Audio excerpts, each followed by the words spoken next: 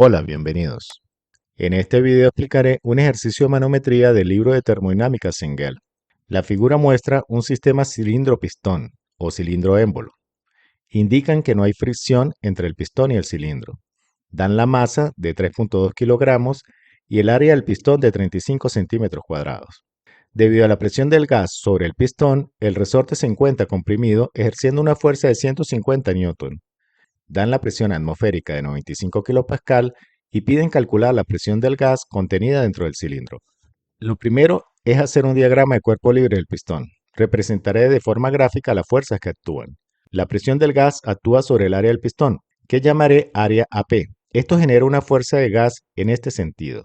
Como dan la masa del pistón, significa que hay que considerar el peso del pistón y se representa con una flecha hacia abajo, que es la fuerza con que la Tierra atrae la masa del pistón.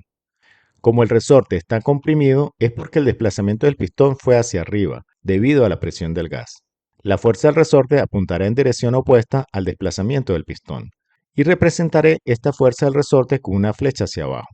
En termodinámica, generalmente se desprecian las fuerzas de roce, tal como lo indica el enunciado. Como el pistón está expuesto a la atmósfera, la presión atmosférica actúa sobre el pistón en la parte superior, y se representa con una flecha hacia abajo. Para un sistema en equilibrio, la sumatoria de las fuerzas es igual a cero. La fuerza del gas va a ser igual a la fuerza que ejerce la atmósfera más la fuerza del resorte más la fuerza del pistón. Como la presión se define como fuerza ejercida sobre el área en la que actúa, despejando, nos queda fuerza es igual a presión por área. Y la fuerza del pistón, W, se calcula multiplicando la masa del pistón por la gravedad. Colocaré las fuerzas en función de la presión y el área. Fuerza del gas va a ser igual a la presión del gas por el área del pistón y va a ser igual fuerza ejercida por la atmósfera, que es presión atmosférica por el área del pistón, más la fuerza del resorte, que es un dato del ejercicio. Recuerden, acá ya se consideró su signo de estar comprimido. Y se le suma la fuerza del peso del pistón, que sustituyo por masa del pistón multiplicado por aceleración de gravedad. Despejo presión del gas, que es la incógnita.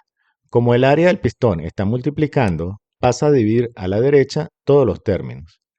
Y en este primer término puedo cancelar área de pistón. El siguiente paso es sustituir valores. Haré unos cálculos previos.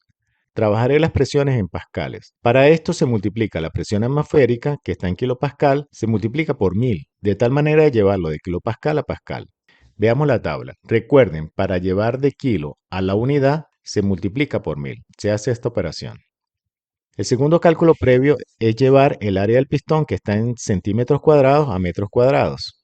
Sabemos que un metro son 100 centímetros. Elevo al cuadrado tanto el numerador como el denominador para que queden al cuadrado, y esto hace que tenga que dividir 35 entre 100 al cuadrado, y obtengo el área en metros cuadrados.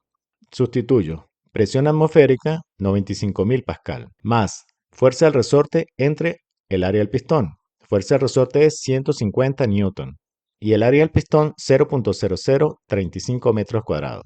Más la masa por gravedad, masa es 3.2 kilogramos multiplicado por la gravedad 9.81 metros sobre segundos y dividido entre el área de pistón 0.0035 metros cuadrados.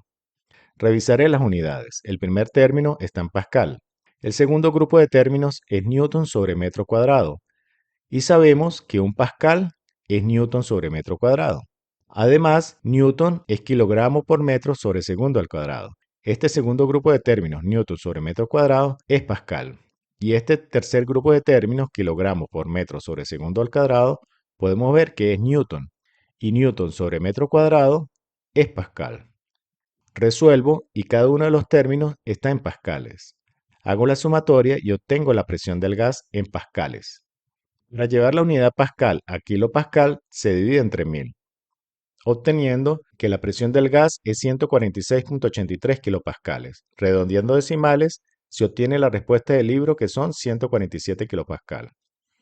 Espero que la explicación les sea de ayuda para sus casos y les invito a continuar viendo los tutoriales teóricos y prácticos que presento en mi canal.